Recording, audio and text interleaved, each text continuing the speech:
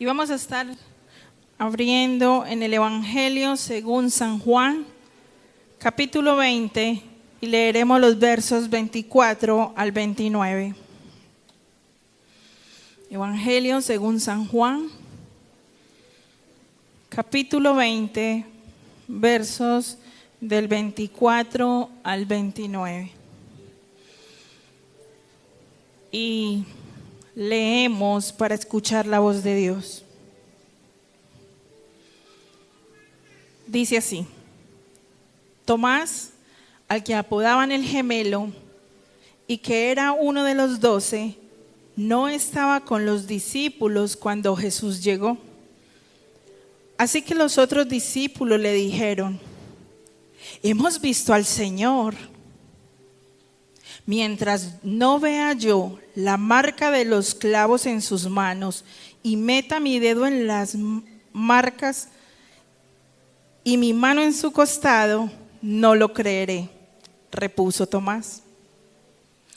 Una semana más tarde estaban los discípulos de nuevo en la casa y Tomás estaba con ellos. Aunque las puertas estaban cerradas, Jesús entró y poniéndose en medio de ellos, los saludó. La paz sea con ustedes. Luego le dijo a Tomás: pon tu dedo aquí y mira mis manos. Acerca tu mano y métela en mi costado. Y no seas incrédulo, sino hombre de fe. Señor mío y Dios mío, exclamó Tomás. Porque me has visto, has creído, le dijo Jesús. Dichosos los que no han visto y sin embargo creen. Te voy a invitar para que tome unos momentos para meditar en esta palabra que hemos leído. Meditar la palabra es volver a pensar en ella. Y si es posible, vuelva y relea el pasaje ahí donde tú estás. Y mire qué te llama la atención de ese pasaje. ¿En qué forma te habla Dios allí?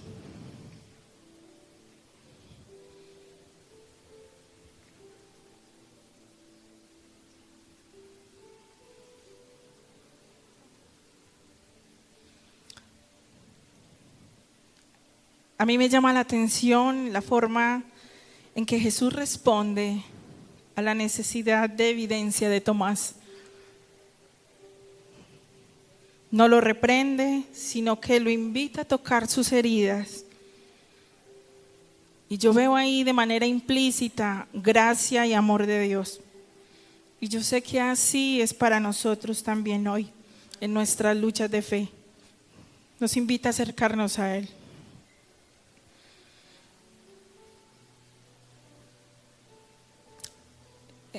¿De qué forma te puedes imaginar en el pasaje? ¿Dónde te ves?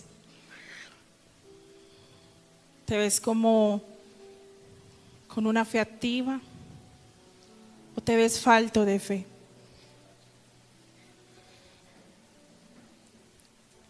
Según sea tu necesidad o como te hayas visto, vamos a orar al Padre para que sea en medio de nosotros y de su palabra en esta mañana. Señor, yo reconozco que a menudo las pruebas me sacuden. Pero también por tu palabra sé que tú dices que tu poder se perfecciona en la debilidad.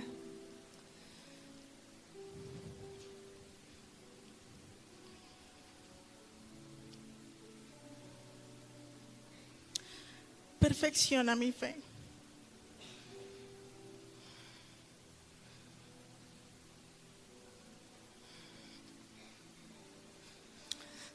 Sé que hoy también tengo esperanza de que tú vendrás en mi ayuda.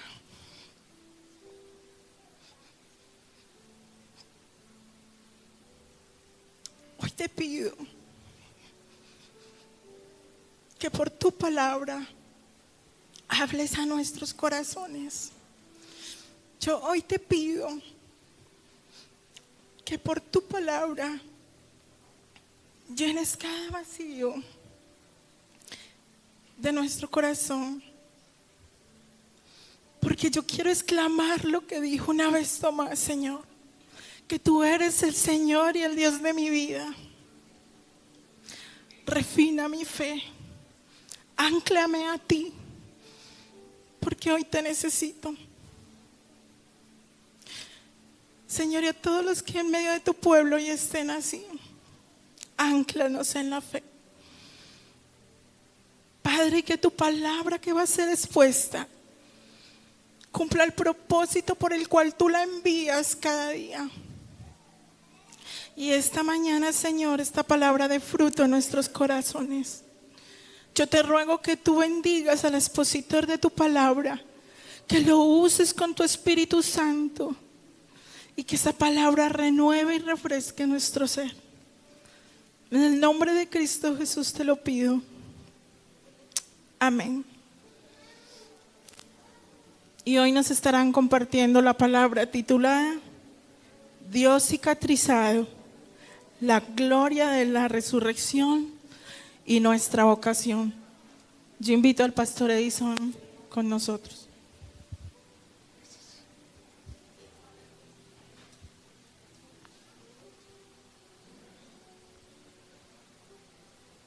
Jesús es la palabra de Dios, la palabra que se hizo humana para entrar en diálogo con nosotros, con lenguaje humano, revelarnos, es decir, dejarnos conocer el corazón del Padre. La palabra humana, Jesús nos habló y nos escuchó. Salió a nuestro encuentro para sanar una fractura milenaria, a saber, nuestra comunicación con Él. La palabra sanó esta herida y cuando dijo todo lo que tenía por decir, regresó a sus moradas celestiales. Sí, Él se fue, pero nos dejó su palabra para que la hablemos. Cristo es en esencia conversación, diálogo de Dios con la humanidad. Y a mí me parece que Dios es muy porfiado. ¿Cómo se le ocurre a Él dejarse hablar, conversar de todos nosotros? Y ante la magnitud de su misterio surge la pregunta: ¿nosotros qué podemos decir de Dios?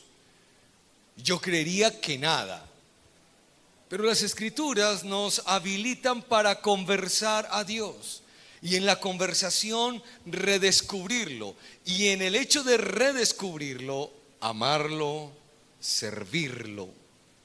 Y con este propósito hoy deseo proponerles esta conversación, de quien quiero destacar tres verdades. La primera: Jesús es el Dios sufriente.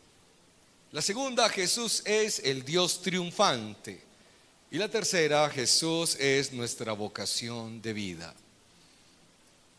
Estas tres afirmaciones ameritan un breve espacio para reconocer que Jesús es Dios. Repito, Jesús es Dios. Cuando nosotros decimos que algo o alguien es Dios, tenemos que responder la siguiente pregunta: ¿y qué es Dios? ¿Eso qué es? ¿Qué es Dios? El Catecismo Breve de Westminster responde así de hermoso: Dios es espíritu, infinito, eterno, inmutable en su ser, sabiduría, poder, santidad, justicia, bondad y verdad. Repito, Dios es espíritu infinito, eterno e inmutable. Para que algo o alguien sea Dios, tiene que ser espíritu. No puede tener un cuerpo. Tiene que ser infinito, es decir, que la creación no lo pueda abarcar. Algunas personas creen que este muro es el universo, vamos a suponer, y que esta mancha que aquí es Dios, que está dentro de todo este universo. No, así no es. Es al revés. Todo esto es Dios, y este puntico chiquito que usted no alcanza a ver desde allá, este puntico chiquito que hay aquí, es el universo. El universo está en Dios. Dios no está en el universo. La Biblia dice todo fue creado en Él, por Él y para Él. En Él. Dios es el lugar donde todo existe, no al revés. Entonces, para que algo o alguien sea Dios, tiene que ser espíritu, tiene que ser infinito, tiene que ser eterno, es decir, no tiene principio, no tiene fin, y tiene que ser inmutable, no puede cambiar, tiene que ser el mismo ayer, hoy y siempre. La Biblia dice que Jesús es Dios. En la experiencia de fe con el resucitado que tuvo Tomás, esa experiencia marca un hito, porque su fe no solo nace del ver, sino que trasciende a todas las fe que usted puede encontrar en el Evangelio de Juan.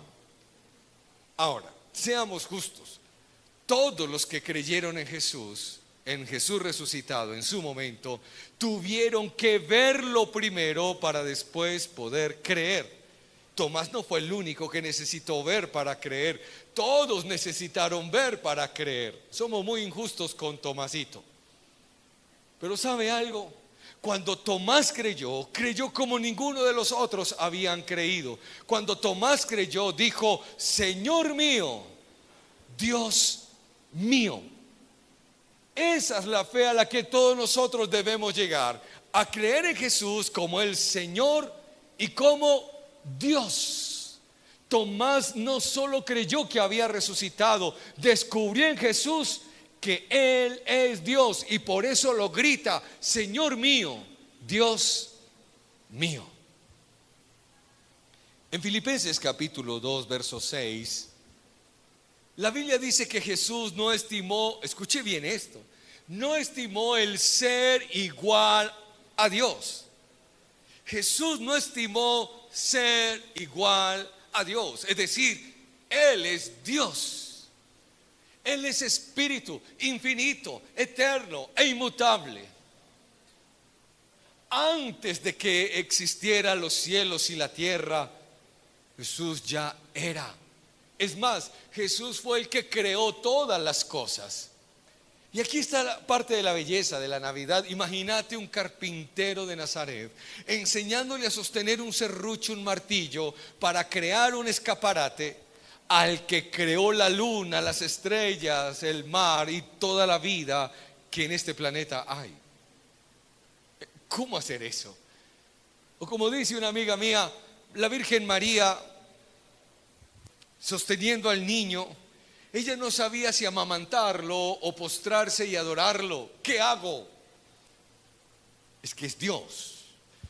Ese es Dios. En definitiva, todo lo que define al Padre como Dios habita en el Hijo. Jesús es, en la exactitud de su ser, Dios. Ahora sí, hechas estas salvedades, en primer lugar digo que Jesús es el Dios sufriente. Jesús es el Dios sufriente. Pareciera inconcebible que Dios sufra. Mencionarlo parece como una herejía y no lo es. Cuando Dios se hizo humano en la persona de Jesús, desde su inicio experimentó en carne propia el sufrimiento, algo muy ajeno en su ser eterno. Jamás Dios había experimentado el sufrir. Él habita en un trono alto y sublime, y en esa gloria solo hay plenitud de gozo. En ese trono y lo que rodea el gran trono universal, solo hay delicias en su presencia por siempre y para siempre. Allá no hay dolor, allá no hay llanto, allá no hay sufrimientos, solo delicias. Allá no hay despechos, ni decepciones, ni almas rotas. Allá no hay enfermedad ni demencia. Allá solo hay plenitud de gozo, delicias por siempre y para siempre. Pero hubo una ocasión en la que Dios dijo: renuncio a esto, me vacío de esto, me despojo de esto para ser humano y a propósito, de manera intencional, elegir una vida que no escapa de los matices de la vida humana, y entre ellas el dolor, el sufrimiento. Los evangelios nos muestran con alta definición los padecimientos de Jesús en la cruz.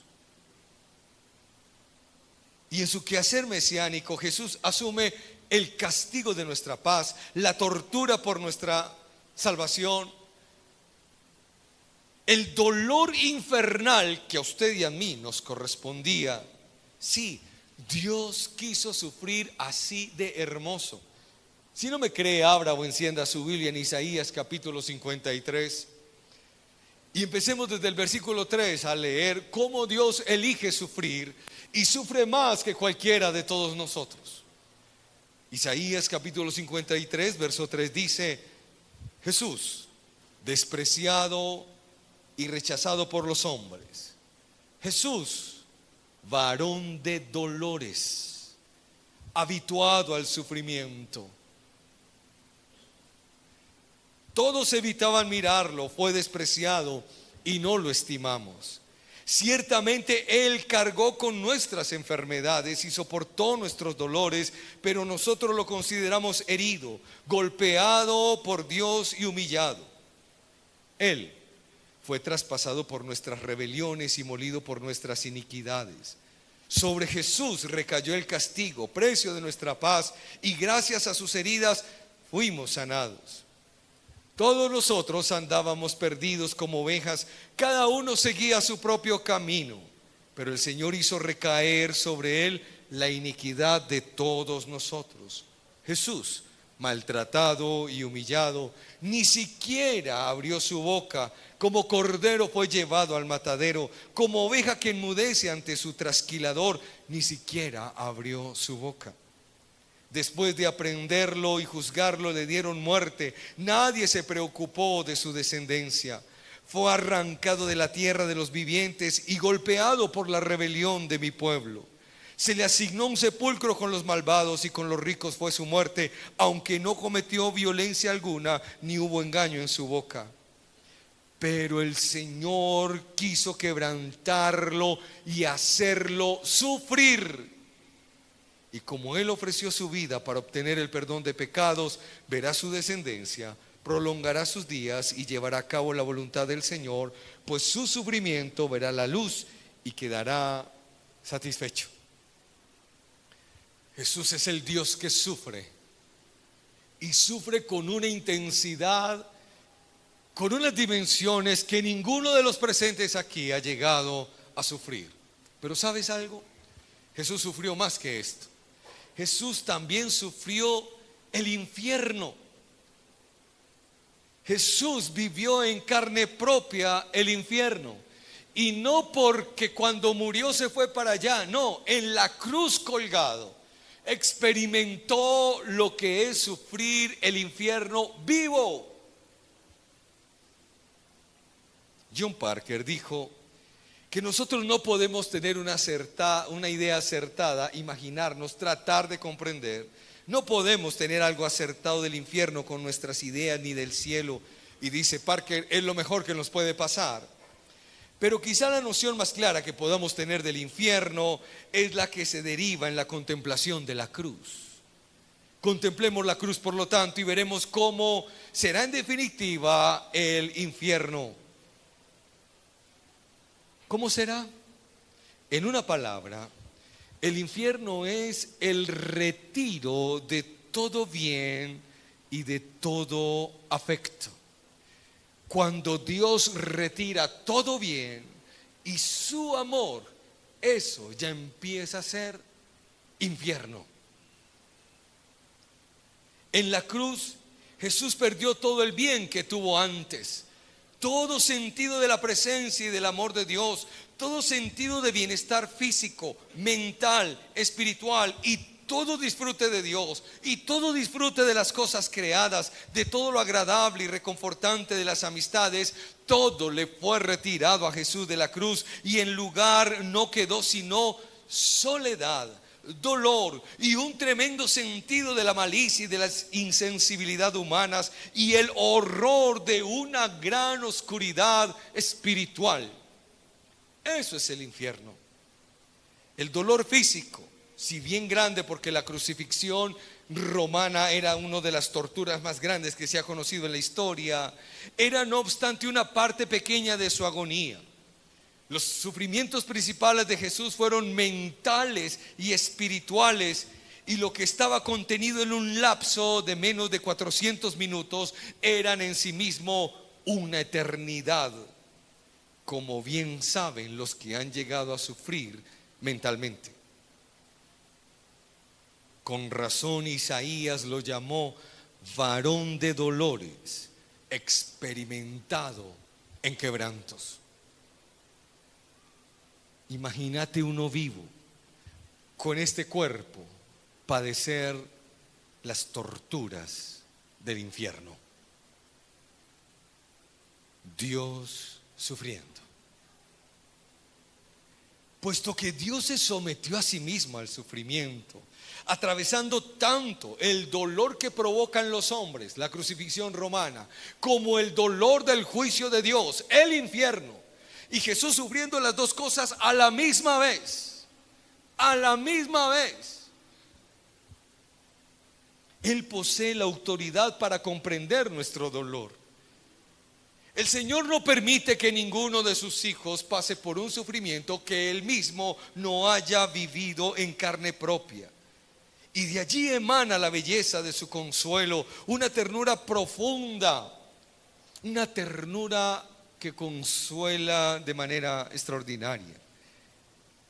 Si bien es cierto que en este mundo el dolor nos alcanza, también es cierto que el Señor nos sostiene cuando sufrimos. A veces nosotros hacemos unas preguntas muy injustas. ¿Por qué hay gente buena que sufre?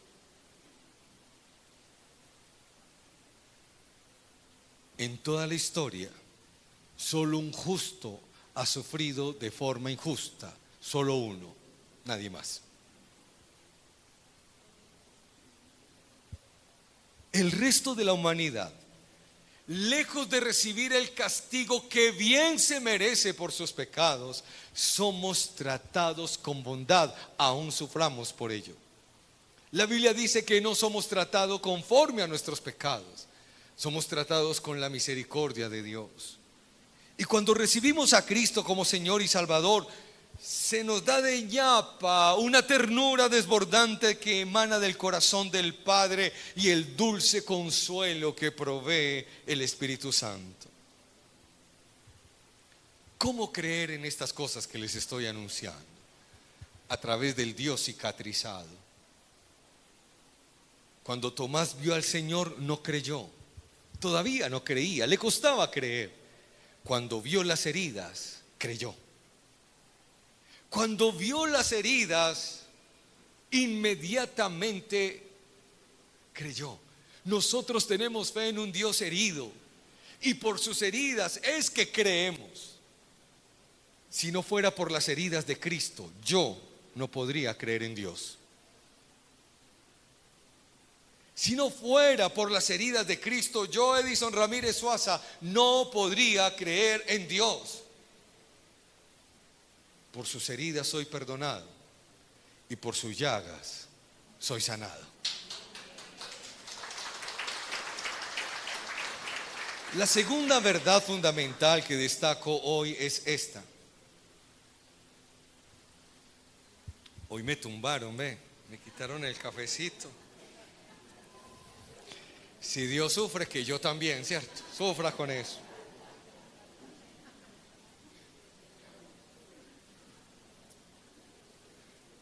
Segundo lugar, segunda verdad. La primera, ¿cuál fue? Jesús es el Dios sufriente. La segunda verdad es: Jesús es el Dios triunfante. Jesús es el Dios triunfante. Hay 4 enemigos que el ser humano nunca ha vencido, ni será capaz de vencer, ni siquiera los más fuertes. Sansón, Hércules, la Roca y yo no hemos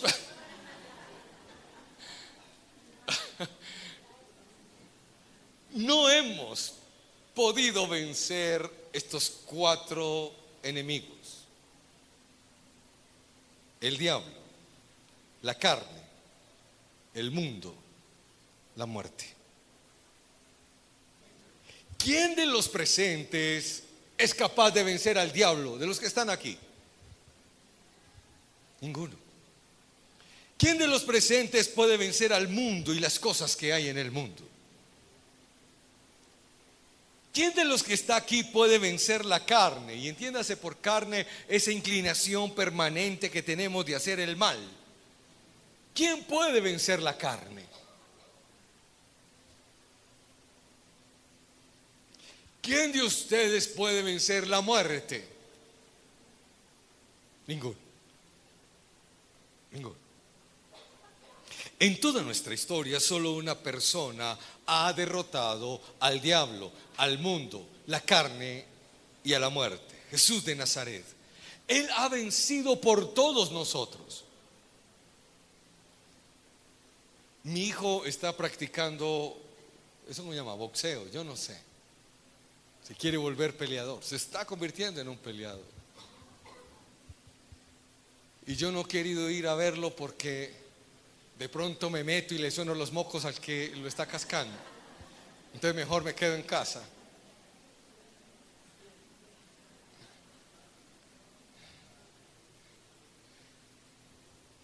Me decía que ayer entrenando le dieron un golpe en el estómago y que hoy todavía le dolía. Imagínate lo que significa pararse en el cuadrilátero y ponerse a pelear con otro, a sufrir los golpes que otro le da. Para el boxeador, su versículo favorito de la Biblia debe ser: mejor es dar que recibir. Definitivamente. Es mejor dar que recibir. Y después de no sé cuántos rounds, gana. Le dan ese cinturón grande de los que se sienten orgullosos: campeón. Para poderlo derrotar tuvo que sufrir, tuvo que luchar, tuvo que sudar. Pero supongamos que el campeón del mundo coge eso y te dice: te doy mi victoria, tenga el trofeo, esta victoria es tuya. Yo no tuve que pelear, pero me regalaron la victoria. Eso hizo Jesús. Él peleó contra estos enemigos con los que usted y yo nunca hemos podido ni podremos. Obtuvo la victoria y enseguida nos dio su victoria. Estos enemigos que yo derroté no te pueden tocar. La victoria es tuya. La Biblia no nos cuenta cómo venció Jesús la tentación, el diablo, la muerte, para que nosotros saquemos tips y venzamos. No, eso no va a pasar jamás. La Biblia nos cuenta que Él venció para que usted y yo descansemos en su victoria, para que usted y yo nos gloriemos en su victoria, para que usted y yo vivamos en la victoria de Jesús, porque nosotros victorias no tenemos. Espiritualmente todos somos del Medellín. No tenemos victorias.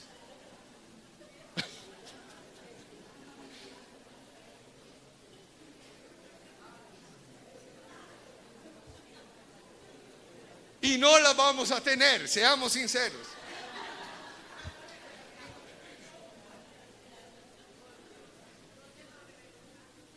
Pero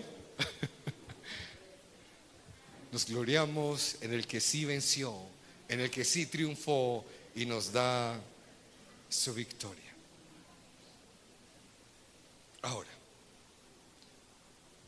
el triunfo más grande de Jesús es su triunfo sobre la muerte. Y el texto que nos leyó Sandrita dice que cuando Juan y Pedro llegaron a la tumba y vieron los lienzos del Señor, creyeron.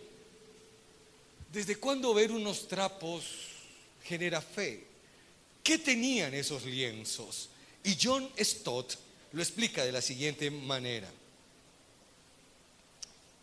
Juan nos dice en San Juan 19, del 38 al 42, que mientras José de Arimatea solicitaba el cuerpo de Jesús, Nicodemo llevó unos 30 kilos de especias, una mezcla de mirra, aloes. Era un menjurje con hierbas y cosas de la época.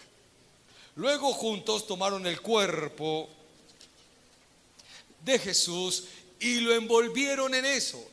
Lo envolvían en esa tela y luego esos 30 kilos de menjurje lo echaban encima de la tela y del cuerpo que envuelve la tela. Supongamos que nosotros hubiésemos estado presentes en el sepulcro cuando la resurrección de Jesús tuvo lugar. De haber presenciado el milagro, habríamos visto al cuerpo transmutarse, filtrándose a través de las vendas, que lo haría luego tras las puertas cerradas. ¿Recuerdan que Jesús entró a donde se escondían los discípulos traspasando la pared? 30 kilos de ese menjurje, mirra, aloes y no sé qué cosas, vacían todo eso sobre el cuerpo del Señor y eso se seca. Y al secarse, la tela se cristaliza. ¿Ok? Cuando Jesús resucita, Él no rompe los lienzos. A Él no lo desenvuelven porque la tela ya quedó como tostada, ¿me entendés? Entonces lo que Jesús hizo fue traspasar, como traspasó la pared, traspasó la tela y quedó ahí la figura de los lienzos con la silueta de Jesús. ¿Por qué creyeron? Porque para poder sacar a Jesús ahí había que romper eso, había que desbaratar eso. Y entre los vacíos que quedaban de enrollar, se podía ver que adentro estaba vacío, que allá no hay cuerpo. ¿Cómo sacaron un cuerpo de ahí sin desbaratar los lienzos cristalizados? Entonces, cuando los discípulos vieron eso, inmediatamente creyeron. Parecían los lienzos una crisálida vacía después de salida la mariposa. Jesús derrotó la muerte. Cuando los apóstoles Juan y Pedro, junto con las mujeres que les acompañaron, vieron esto, creyeron. ¿Y qué creyeron? El triunfo de Dios sobre su peor enemigo, la muerte. En 1 Corintios capítulo 15, versículos 25 y 26 dice: porque es necesario que Cristo reine hasta someter a todos sus enemigos, los enemigos de Dios, bajo su dominio. Versículo 26, el último enemigo, la muerte. La muerte es enemigo de Dios y es el único enemigo que ha logrado afectar a Dios, y es el único enemigo que logró matar a Dios, al que es la vida. Impresionante. Pero la arrogancia de la muerte solo duró 3 días. Porque el primer domingo de Pascua del siglo I, a la muerte le tuvieron que decir: muerte, no te sientas orgullosa, pues aunque te hayan llamado poderosa y digna de temer, ya no lo eres. Ya que aquellos que tú crees que logras vencer no mueren. Pobre muerte, tampoco tú puedes matarme. Decía esto el decano John Donne de la Catedral de San Pablo en Londres. Y él, hablándole a la muerte, le dijo: tú eres esclava del destino, de la suerte de los reyes y de los hombres desesperados. Y tú reinas con tu veneno, tu guerra, tu enfermedad. También las amapolas o los hechizos nos pueden hacer dormir, y aún mejor que tu golpe. ¿Por qué entonces te sientes orgullosa? Tras un corto sueño nos despertaremos por la eternidad, y la muerte ya no será más muerte. Tú morirás.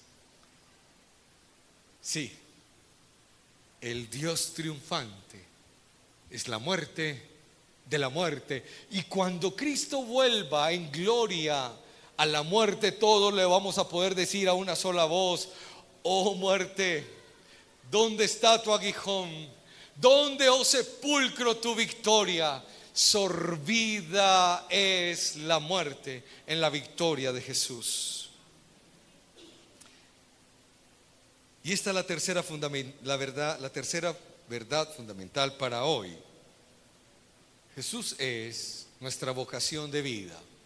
Lo primero que dije es que Jesús es Dios sufriente. Luego dije que Jesús es el Dios triunfante. Ahora digo que Jesús es nuestra vocación de vida. Regularmente cuando leemos los evangelios, y sobre todo el evangelio según San Juan, no sé por qué se nos da por vaciarle toda el agua sucia a Santo Tomás apóstol. Porque para todos nosotros él necesitó ver para creer. ¿Y quién no? Si prestas atención a las noticias del evangelio, cuando le dijeron a Pedro y a Juan: el Señor resucitó, salieron corriendo a ver si sí. Las mujeres que fueron al sepulcro muy temprano en la mañana creyeron en Jesús porque vieron. Al principio lo confundieron con un jardinero, ¿se acuerda? Señor, ¿dónde escondiste el cuerpo? Y cuando lo reconocen: Señor, y lo quería tocar, y el Señor le dijo: no me toques todavía. Todos necesitaron ver para creer en el Señor. Pero yo creo que San Juan Evangelista nos dejó a Santo Tomás de último, para que tengamos viva la memoria de que todos nosotros debemos de creer precisamente del que más desconfiamos. Todos nosotros tenemos que creer en Jesús como creyó Tomás. Cuando María creyó en el Señor, que dijo: Raboni, maestro, le falta fe. Nosotros no podemos creer en Jesús como el maestro, aunque lo es, pero hasta ahí no podemos. Eso es demasiado bajito para creer en Él. Tomás creyó en Él como Señor y Dios. Esa es la vara alta que puso Tomás para que todos nosotros creamos como Él. Que cuando creamos en Jesús, creamos como el Señor y Dios. Menos no se vale. Menos no se vale. Así que deje de hablar tan mal de Santo Tomás y más bien imitemos la fe de Santo Tomás, y que todos nosotros podamos salir de aquí esta mañana diciendo: Jesús es mi Señor y mi Dios. Y esa es la vocación de nuestra fe. Ahora, cuando yo creo que Jesús es Señor y Dios, eso se tiene que traducir en la cotidianidad de la vida.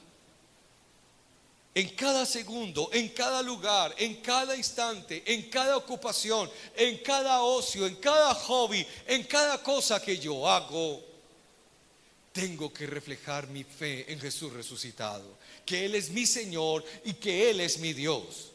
Para empezar, si Jesús es mi Señor y Dios, yo no me debería dormir en el culto. Él es mi Señor y mi Dios.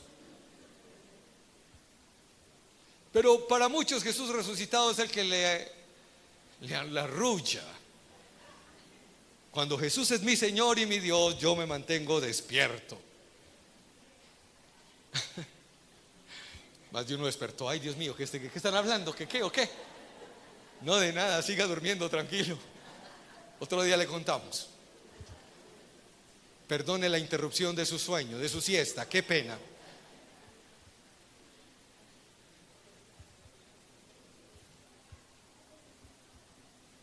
Eso se tiene que reflejar en las formas en que nos relacionamos con los demás.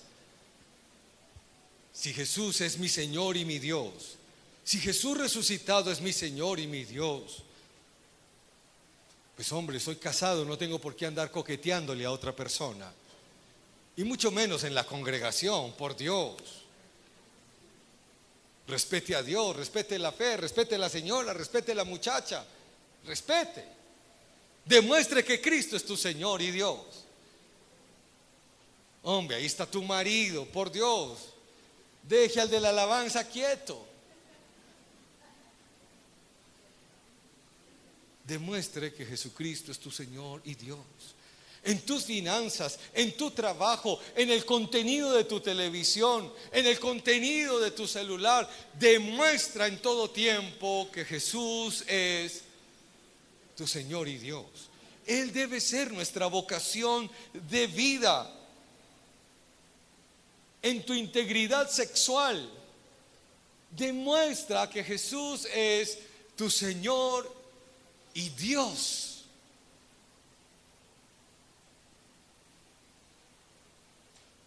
La verdad es que en todo nosotros debemos de ser sal y luz al mundo.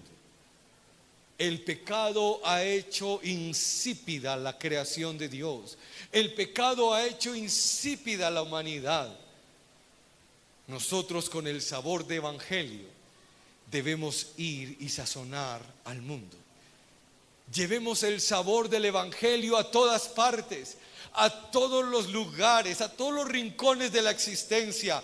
Lleva el sabor del evangelio a la vida completa. Demuestra que Jesús es tu Señor, tu Dios.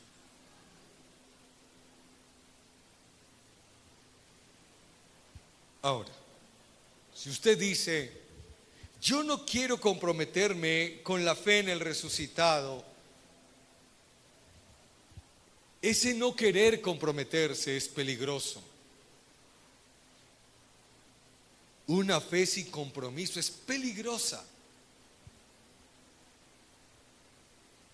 Peligrosa. Más peligrosa que un alacrán en una vasenilla. ¿Por qué?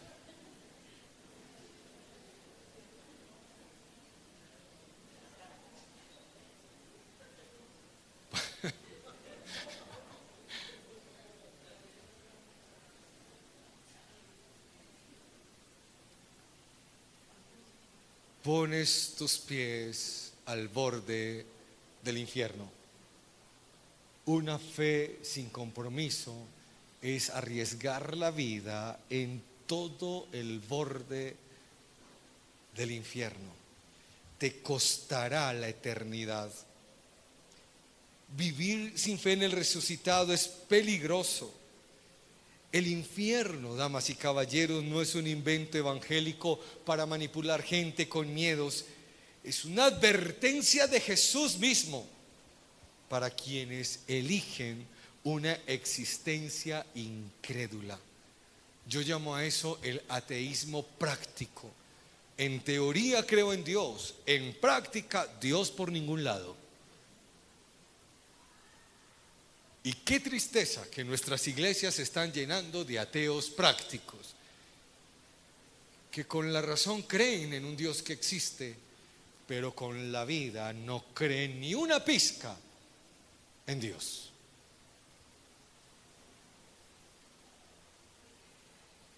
La Biblia dice que los incrédulos no heredarán el reino de los cielos. Comparto con ustedes 3 conclusiones. Primera, Jesús es el Dios sufriente. Las cicatrices de Jesús no son marcas de derrota, sino credenciales de amor. Las cicatrices de Jesús no son marcas de derrota, son credenciales de amor. Y si bien es cierto que tú has sufrido de muchas maneras, Él sufrió más que tú, para que tengas un lugar en su presencia. Él quiere que tú vivas allá donde hay plenitud de gozo, delicias a su diestra por siempre y para siempre. Jesús es el Dios triunfante, mi segunda conclusión. Si la muerte fue capaz de retener al justo, a Dios, esa misma muerte carece de poder para esclavizarnos. La muerte ya no es soberana, es una esclava sentenciada a morir. Y con la muerte de la muerte, todos nosotros tenemos la esperanza viva, la convicción de que ese día está cerca, en la que la muerte no nos podrá tocar jamás. Y enjugará Dios toda lágrima, y consolará Dios todos los rostros afligidos. Y allá no habrá más necesidad de sol ni de luna que brille, porque la gloria de Dios lo ilumina todo. Y esto es posible porque Él ha triunfado. La tercera conclusión es que Jesús es nuestra vocación de vida. Decir que soy cristiano, eso no es un accesorio para adornar el alma, no. Para chicanear.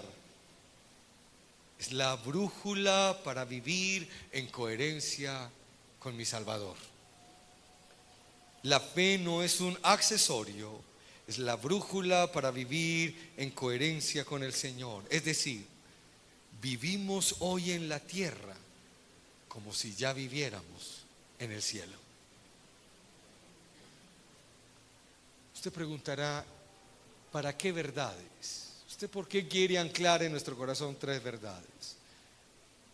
La fe cristiana es una fe que se fundamenta sobre la verdad. Y si yo no conozco la verdad, yo no sé quién soy, ni para dónde voy, ni para qué hago esto. Las verdades son para afirmar nuestras convicciones y para vivirlas en libertad, porque solo la verdad nos hace libres. Incline su rostro, por favor.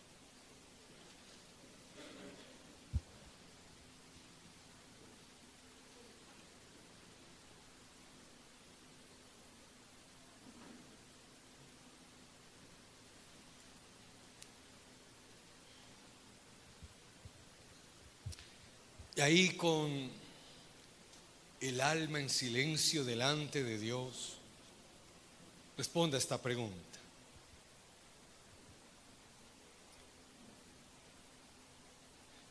¿Qué quiere Dios de mí con estas tres verdades? Responda a esta pregunta. ¿Qué quiere Dios de mí con estas tres verdades?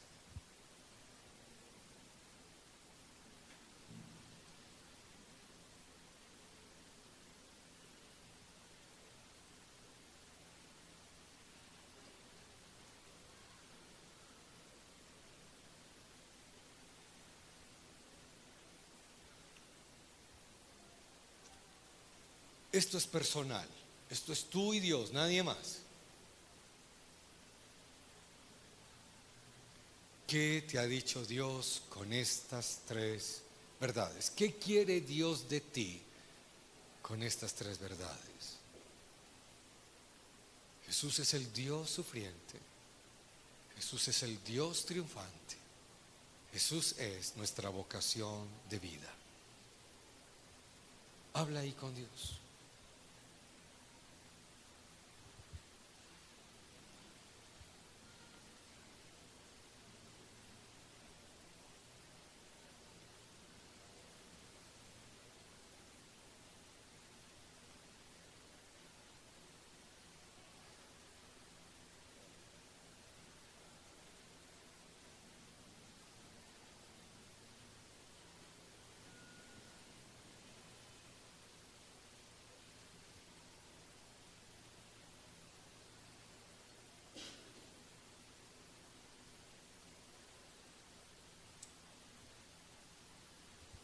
Ahora haga contacto con la persona que tiene al lado y cuéntele qué espera Dios de ti.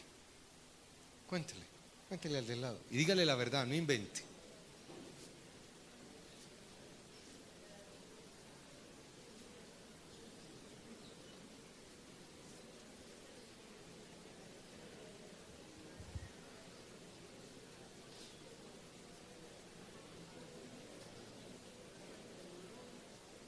Cuéntale a la persona del lado qué espera Dios de ti con este sermón.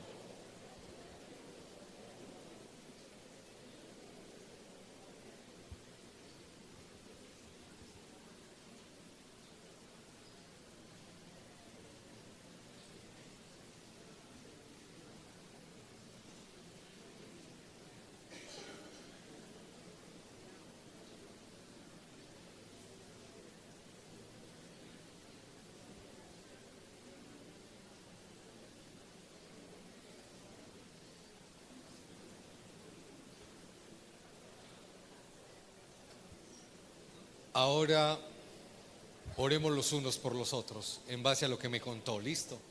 En base a lo que nos contó, oremos por él o por ella y que se oiga. Oremos. Oremos los unos por los otros.